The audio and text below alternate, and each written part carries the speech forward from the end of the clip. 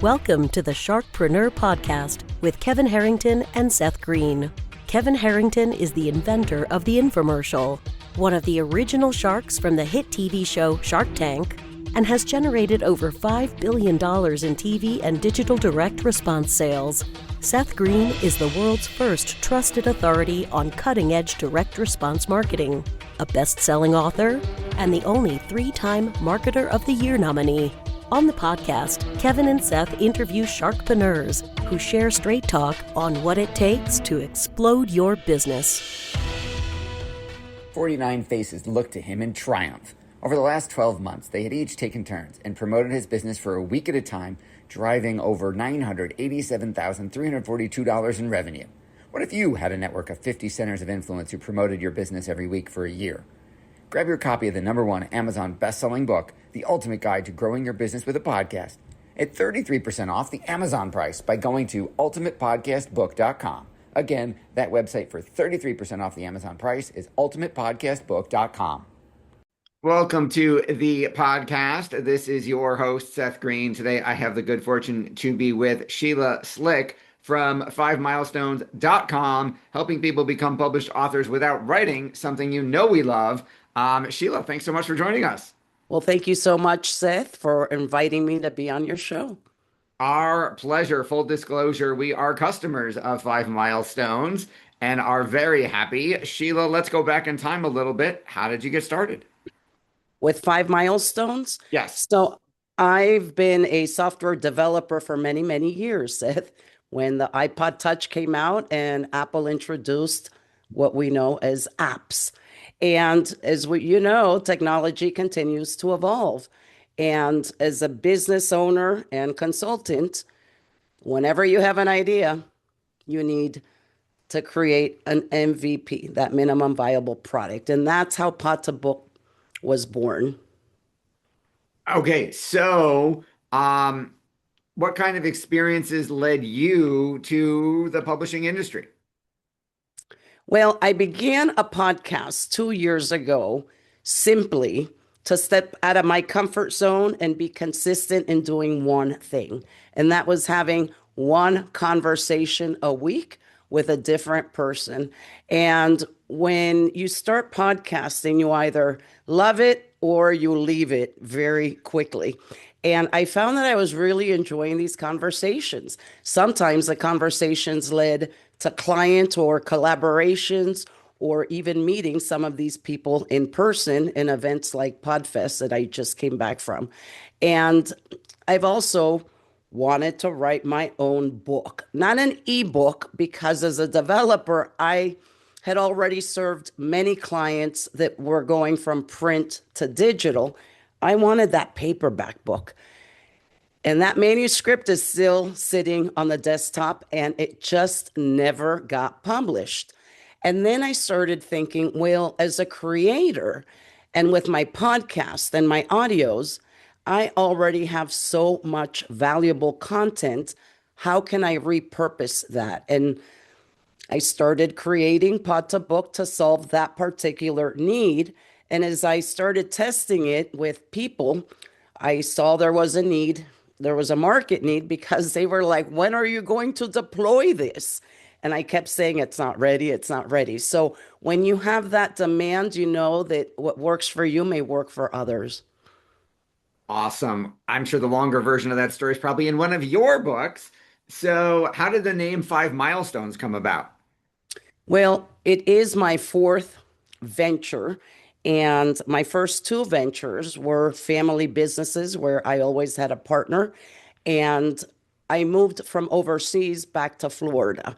And so Five Milestones represented for me my fifth version. Where will this lead? And they are 5 pillars that I also live by to get from idea, not just to action, but to that final goal. What are the 5 milestones someone goes through on the path to becoming a published author with your platform? Well, the first thing is, that self-awareness, right? Which is what everything begins with, and analyzing, where am I at? So what assets do I have? Do I already have an outline Or do I already have a reason for wanting to write that book? And then your next step would be to start gathering those audios or start recording your audios. If you're a podcaster, you already have audios. You already have plenty of content. If you're a coach or a consultant that uses Zoom and you have all these meetings or you have webinars, you already have audio content.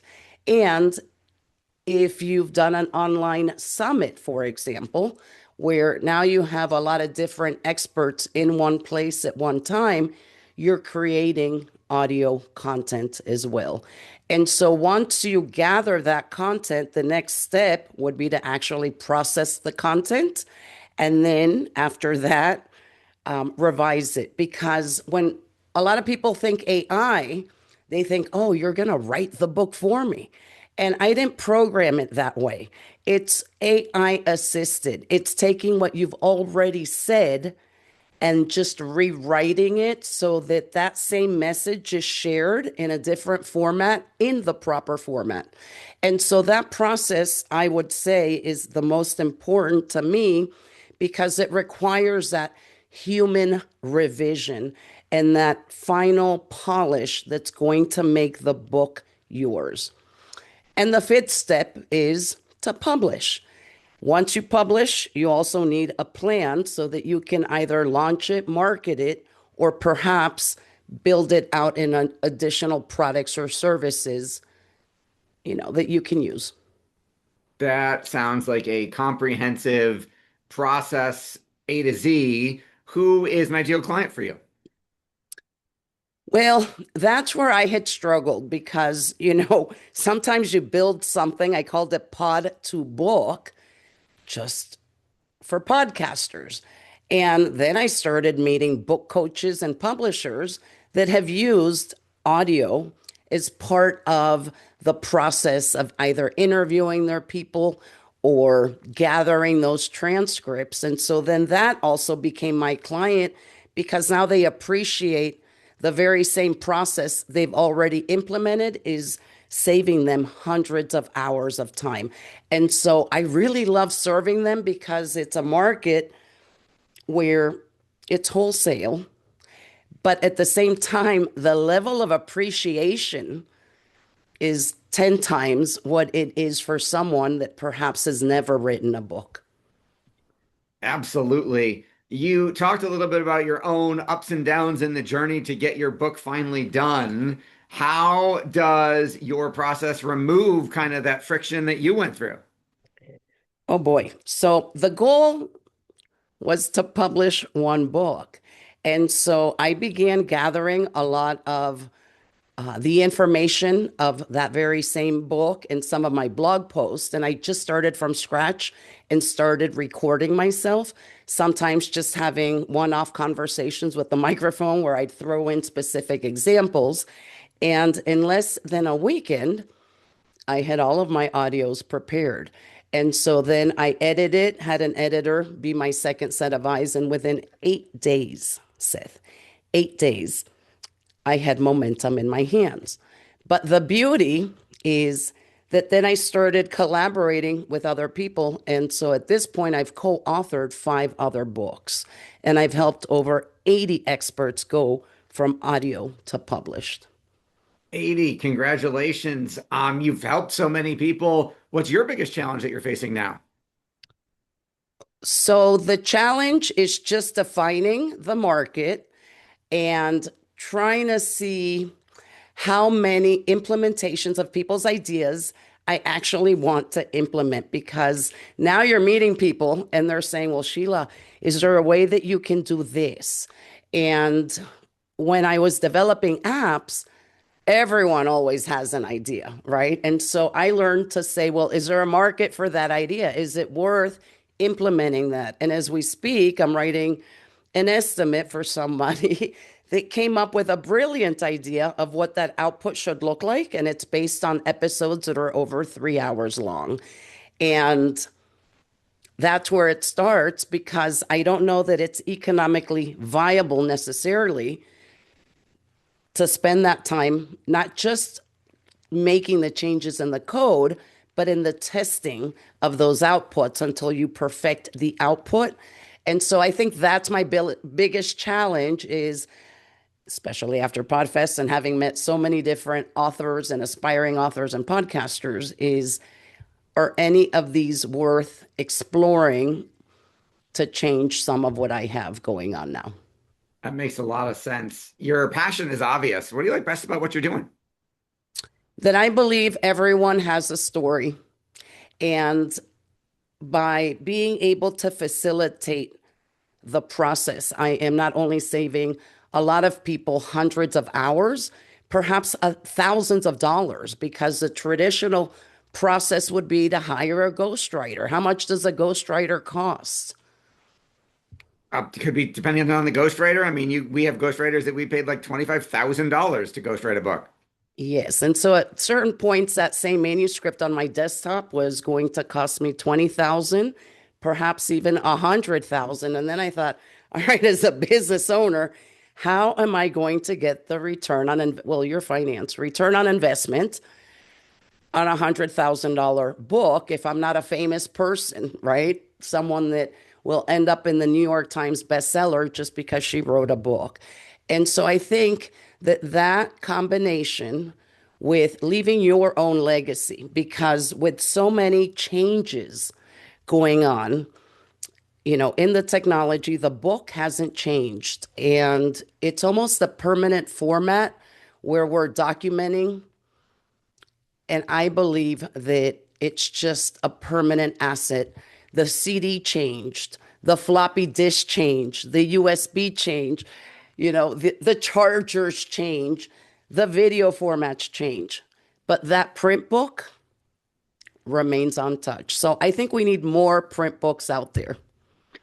I would agree 100%. I'm very biased. So you brought up ROI, which is an interesting point. So obviously, if you're spending 25 or 100K to get your book done, it's going to be a lot harder to make all of that money back. Obviously, what you do is a fraction of that price, so the ROI is easier to achieve, but still it's a question. So what are you telling your authors, your podcasters? What is their potential ROI on the book, and how do they maximize that, and how do you help? So I'm not serving as a business consultant. That would be a whole different service. Good point. But, Good point. to just try and summarize anyone that's listening that perhaps is thinking, oh my gosh, I want to try that. I want to do the book. I would suggest start with the end in mind. Why do you want to write that book? Because a lot of people want to write a legacy book, whether it be about their business or about their family history, and document that. And I have different ghostwriters that I've met, memoir writers. And so perhaps if that is your endpoint, then I don't know that ROI matters, because it's the message and it's leaving that legacy. If you're a business owner, think of the end in mind. Why am I writing the book? What problem am I solving that's going to lead the people after reading the book to jump on that phone or text me or email me or schedule a meeting? And that's where the ROI comes. And so it's an entrepreneurial author at this point, because you're using it to drive business. It's it's an engine to drive business, to drive you business. Then you have speakers. So if you want to speak or you have a message, that return on investment will be the opportunity to be able to speak on the topics that are in the book, because now, you have enough substance and content that you have authority in the subject. And lastly, if you are a podcaster, it's a great way to read the chapter and say, oh my gosh, I loved this. Now I want to go and find that episode. So it can generate an ROI based on what you're doing with your podcast, but you're bringing the listener in. That makes a lot of sense. I love what you're doing. Obviously, we're happy customers and will be more so. For our folks who are watching or listening, where is the best place for them to go to learn more? FiveMilestones.com is my company page. And from there, you'll see the different packages. You'll see some of the different books. And these are people that have openly shared, the entire process. And PodToBook.ai is where the actual software lives if you want to skip the business page and just go straight to the tool. All right. This has been Seth Greene with Sheila Slick from 5milestones.com. That's the number 5 spelled out, FIVE milestones.com, and PodToBook.ai. Sheila, thank you so much for joining us. Thank you again, and thank you all for joining us today. Thank you, everybody, for watching or listening. We'll talk to you or see you next time. Why do so many businesses struggle while others seem to explode overnight? Do you wish you had the secret to this type of exponential growth? Now, I've scaled more than 20 businesses to over $100 million, and it's not just luck. In my new book with Mark Tim, Mentor to Millions, you'll learn the repeatable framework I use in all my business ventures for massive success. Order at kevinmentor.com and get over $1,000 in bonuses. Head to kevinmentor.com.